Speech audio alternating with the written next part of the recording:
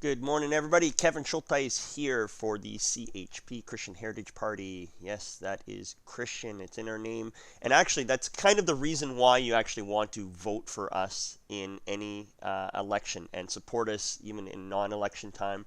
Because we as Christians have actually a mandate, a twofold mandate, a twofold ongoing principle based. It's part of who we are and what our purpose is. It's our principles are based off the Bible, and what the Bible ultimately is kind of twofold. It's being a watchman and being a witness. And a watchman is kind of more of an older fashioned term where back in the day you'd have a city.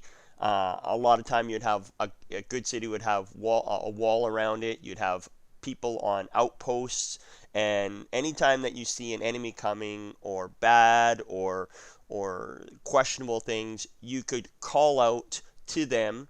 You would see an enemy forming, an army forming, you would see some stuff going on, and you could turn around and talk to your people and say, hey, there's some stuff going on, there's some bad stuff outside the walls, there's a storm coming, there's something coming, right? And they can see it off in the distance. They have a higher advantage point, they can see further down.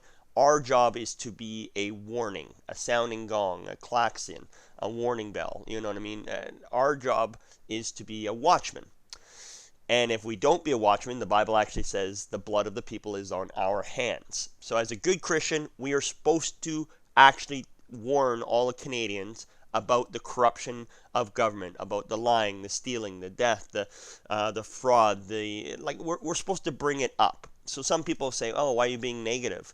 You should be always positive." No, actually, as a good opposition party or as a good Christian, regardless, our job is to warn all Canadians equally of things that are harmful and dangerous and warning signs and pass, right? Just like the climate changers right now are warning us saying, hey, there's problems afoot. There's problems now, there's problems in the near future, there's problems further down. They are watchmen, right? So they're making as much noise as possible to warn us so we can make decisions now. Fair, right? So as a good Christian, we're supposed to be watchmen. The other side of it is we're supposed to be a witness. We're supposed to present good news. We're supposed to present good options. We're supposed to tell people what good things are available to them and educate them on it and let them know. Doesn't mean the people listen. Doesn't mean the people listen even if we warn them. Doesn't mean they change their ways. Just because we give them good information doesn't mean they pick the good information. But regardless, our job is to do that. So as a good Christian, you actually, as a CHP member, you actually want CHP members as MPs across Canada. Even if we're just a few seats, you absolutely want that because we actually, by default, make an amazing watchman and witness for all of Canadians, for all different people groups, all kinds of stuff, because we will be presenting scary stuff and attacking and bringing to light a ton of evils, the watchman side of things, and bringing good news. Doesn't mean you guys listen. It's just as a good Christian, that is what we are supposed to be doing. Watchman and witness. And so it was kind of interesting because over the last few days, we've had a couple of debates and stuff, and there's just we actually have a ton of candidates in our riding. We got 9 different candidates in our ridings. We have the strong Liberals and the Conservatives. Of course, they get a ton of attention, and people flip back and forth typically between them. We have a few other parties. We actually even have a few independent parties. And, we got a new party that squeaked up here. Actually, even the People's Party has squeaked up over the last year and come out of nowhere, which is that's pretty amazing. To kind of go from zero to nothing in a short period of time. Completely amazing. And Canada needs more voices at the table. That's why we're actually for changing electoral reform, and that is why certain governments are against it, right? So we're actually fully against, first past the post.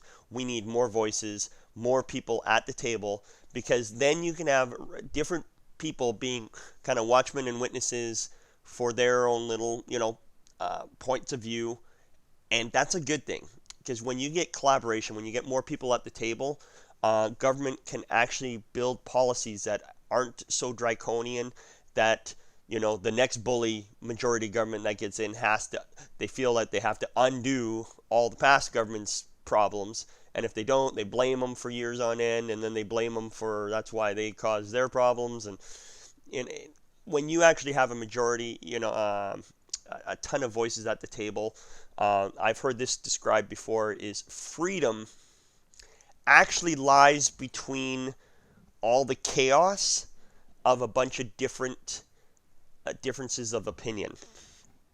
It might seem like a little bit more chaos, or it might seem um, where things aren't getting done as much or whatever. Well, if things move a little bit slowly, like the thing that ticks me off too is year after year after year, I remember seeing this as a trend. Our media actually like judges our government on how many laws it passed. Like somehow if like you pass 50 laws, you're better government than the government before that passed 40 laws. Like, is the amount of laws that you pass good? If they're all 50 are like terrible draconian bully laws, and half of them are undoing the laws from the previous government, well, either you're wrong or the past government was wrong, and you somehow are trying to fix things. And like the amount you do is not as important as the quality. And if there's a ton of compromises, and there's a bunch of like, if you don't have super crazy bully type rules and laws in Canada, freedom reigns. So freedom actually exists in the pockets in between the spaces of kind of different opinions, right? You can have your opinion, we can have our opinion, but as long as we don't crush one another, then there can be some freedom in between there. So that is one thing. I'll get into a separate video, but one of the biggest things too right now is our liberal and our conservative governments literally shutting down. Like we're shutting down our media, shutting down. Especially our liberal government. They are absolutely for running a China style, a North Korea style, tight restriction on any message that isn't propaganda, their own message.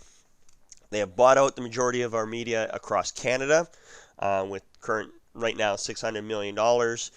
They've actually almost bankrupt probably the majority of our media by having a competing media company themselves across the spectrum that they pour in $1.5 billion yearly into. So it crushes the majority of the media.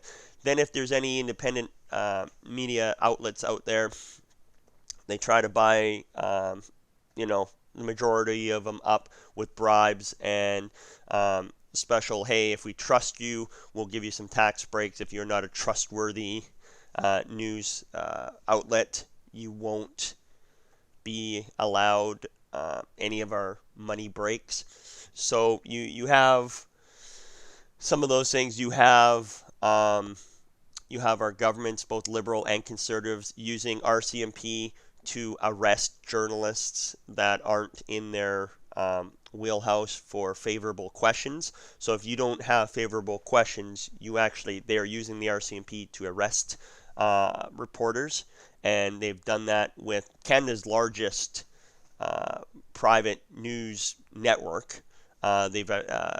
Scheer and the Conservatives, they're all on board with this. They're all united. So I blame every member equally, including the one that's running in my riding. If he wants to be part of that team, he absolutely agrees with his leader, because they're all in solidarity, as they say.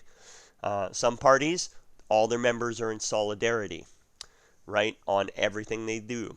So if you're running for your things, you actually take on the sins and the burdens of your leader, because you actually agree with them. So all the conservatives actually agree with the arresting of, in this case, a Rebel News reporter who was invited by their own leader, conservative leader, to all the events. And then when this particular individual showed up, was invited in, he was then proceeded to be uninvited and then arrested by the RCMP. So they're using, our Canadian resources to arrest and shut down free speech, right? Just on the risk of having somebody, question potential future prime ministers' topics. The Liberals, on the other side, are in no better way. We have a Liberal leader, Justin Trudeau, actually, literally on live debate last night was amazing.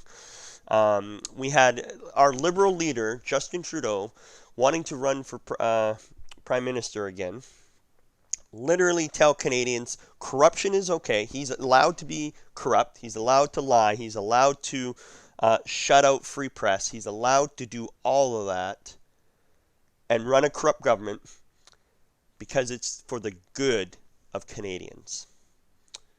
That's paraphrase, right? Because when he was challenged on some of his scandals, excuse me, when he was when he was taken to task on his actually proven, completely public, outright wrongs that he did and corruption, he actually bragged that it was for the Canadian people and that he should be allowed to do it, and that, you want to know what, it's for the good of people, it's for the good of Canadians that I am a liar and a corrupt and a cheat, and the laws don't apply to me, the king, and because I'm for the people, I'm for Canadians. And for Justin Trudeau to outright brag about that on a live debate across national television is just crazy. So here we have the latest attempt. So in addition to Liberals and Conservatives actually arresting reporters, on Friday afternoon, they actually literally blocked the federal government actually said at the last minute for a Monday debate, actually there was a few reporters that they actually blocked and said, oh no, sorry, we're not letting you in. Because, we're letting all these other outlets in, but we're not going to let certain groups in. And they let them know at the last minute. And, because, somehow they are advocacy groups, they might have a bit of a leaning or something like that. So whatever that means, if you're an advocacy group, if you're speaking up for something, you might not be allowed to be a reporter at one of our national debates, right? Even though that these guys aren't actually asking any questions, right? They had zero ability to ask questions at this, live national debate. It was 5 already pre-chosen panelists, first of all. So it wasn't that. So there was no reason why, leaders should be scared of having any group, report on this national event. But the Liberal government spent massive amounts of taxpayer money to actually shut down free press for whatever reason. They hate freedom of speech, so they try to shut down opposing views real quick. They don't mind if you're bought out by any taxpayer money. They don't mind if you don't say bad things. They don't mind if you're advocacy groups or any other opinion. But if they don't like your opinion, they'll try to shut you out. These guys took them to court, and because of the blatantness of how wrong the Liberal government was, they actually won in record, like in a short amount of time. The judge was able to hear an emergency meeting and actually accredited these reporters and said, no, you're good to go. There's no reason why you shouldn't be allowed at this event, and that you're accredited by federal government to, you're good to go. And you're allowed to go, and you must go, and you must be allowed in. right? So the Trudeau government, once again, tried using taxpayers' money to shut down free press, but again, he lost, right? They've arrested past reporters and then later apologized, right? And, but in those cases, when you get arrested, that, usually you miss the event, they are absolutely still wrong, but then they just apologize after, or they would, oops, yeah, we arrested you, but then, oh, no charges. Well, how convenient that you use public assets, you corrupt our police system for your political gains, to shut down free speech, to have a corrupt police government, and people, I get it. When you're dealing with the police force, you can be like, hey, our police force is corrupt. They should be able to stand up. I think they should. As individual police officers, you should be able to stand up. I get how you get ordered to, and you get a handful of officers trying to follow the, you know, um leadership of, whoever's in charge at the time, and you wanna buddy up with, certain political leaders, so you kind of follow the line. And like most people, you're probably not well informed on freedom. Yeah, you're a police officer, but it's a job for you. So most police officers aren't necessarily caring about freedom. It's just a job. They're trying to follow their rules and try to follow their boss, and they get a paycheck. So they're not probably very educated in freedoms and history, and how freedom is lost slowly, and that they're actually a contributor to that loss of freedom. Because in the moment, I get it. You might, when you're in the moment, you're only seeing this much. You don't see the consequences of sometimes your actions. So I get it, but you want to know what? Being a police officer is more than just a particular job. It's actually much more, yeah, prestigious, and not prestigious, but it's much more important than actually you probably even think. And most of our officers are probably pretty blinded to how important it is. So I get how, you know, they arrest people, and that they kind of don't care. Either they don't care, they're corrupt, or they're just ignorant, right? And they just kind of don't know. Any three of those things kind of suck, because I don't know how many police officers actually stand up and says, no, I don't think we should arrest this reporter. I think there's a freedom of speech thing here. I think there's already laws and constitution and rights that have already been established that they should be allowed here. Just because we disagree, just because so and so disagrees with them, is no reason to arrest them. And if you get arrested and you have no charges, well then, like, there's already rules against such things. And yet these officers, men and women, sadly go ahead and arrest reporters anyways. So all because our current governments, our liberals and our conservatives, have been completely corrupted as they go back and forth in power, and they try to shut down certain free speech in Canada. And in Canada, we are in a great position right now. The internet has allowed a lot of independence. Anybody with a cell phone can now record videos as they happen, put it up instantly, make Twitter posts, make YouTube videos, put it on Facebook, do live events even, capturing things live as they happen, and hashtag and make mentions and bring attention both to the locals and to bosses and powers and advertising and things that be behind the scenes that matter, and bring attention and bring light to things. But our two current powers, our liberals and our conservatives, definitely are playing the same game and are keeping Canadians in the dark. And they haven't reformed anything, and they haven't encouraged independent media. So either way, in summary, as a Christian, again, our job is to be a watchman and a witness. We bring attention to such matters. Doesn't matter whether we agree or disagree. We will fight for rights and freedoms of all Canadians. And we will bring good news and good ideas that we believe are beneficial to the Canadian people. We will bring those the good news forward. We will witness, we will advocate, and we will talk about good ideas, and at the same time bring light to a ton of negative. So we are a awesome voice to have at the table.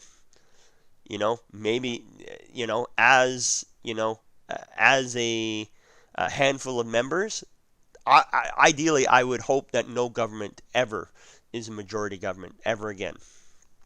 Do I want the CHP to be a majority government? Absolutely not. That's why I'm actually advocating and fighting for electoral reform. I want a ton of voices at the table. Having entire majority governments or red or blue doesn't matter if it's the party that I believe in. I actually do not want that. I want tons of voices. And I believe that, and the students that we talked with yesterday, they talked about, hey, what about 16-year-olds or whatever? And that's definitely a possibility. You're allowed a lot of things at 16. There's a lot of responsibilities that 16-year-olds can have if, if they're qualified for. Interesting, right? I'm not necessarily opposed to that. And at the same time, I truly believe young people also aren't have the passion, and they truly believe what they believe. And they're probably the young people throughout human history have also been usually the ones that actually start so many movements, just because they actually have a ton of energy and or ignorance, and they also act on those impulses, and they do so in big movements. So young people have amazing power throughout human history. So I actually think that having some young people involved in our our electoral system is probably a better thing than waiting until they're a little bit older, and maybe they get busy and then they get caught up in the doldrums of life. So anyways, but we have certain governments that have been in power for decades that actually don't believe electoral reform is important, and want the status quo, because the status quo actually serves them the best. So I'd rather things be fair, a mosaic, a truly Canadian solution. So either way, this is why you want to vote for a CHP member. You want to vote for a good Christian, because we will be a watchman and a witness for all Canadians. And yeah, that'll be good. I love your comments, your thumbs up, your subscribes, your support. If you want to be, I encourage Canadians all across every riding, our 338 ridings or so, to create an EDA, because we want to be a party that actually there's no reason why we can't have 338 candidates for next election, and truly be a power and represent, and truly be able to win some seats and show that we actually have a voice across Canada. We're not just a select group. Unfortunately, I don't know how a national party that's not a national party, that's represented by a single province, that wants to be very anti-Canadian, very exclusive. I don't know how they get to become such a prominent figure and invited to leadership debates and things like that, when they have no ability to win even majority governments, if that was your criteria. No idea how that happens, but either way, I want us to be able to have freedom across all of Canada. So definitely need your love, time, energy, money. You're welcome to donate either for the election time or ongoing EDA, and we'll go from there. Okay, guys, thanks very much, and yeah, we'll see you next time. If you like that video, feel free to hit that subscribe button to catch all my other videos, and as they come out, give me a thumbs up, much appreciated. Share the video around, and of course, check out the other websites and other links down below.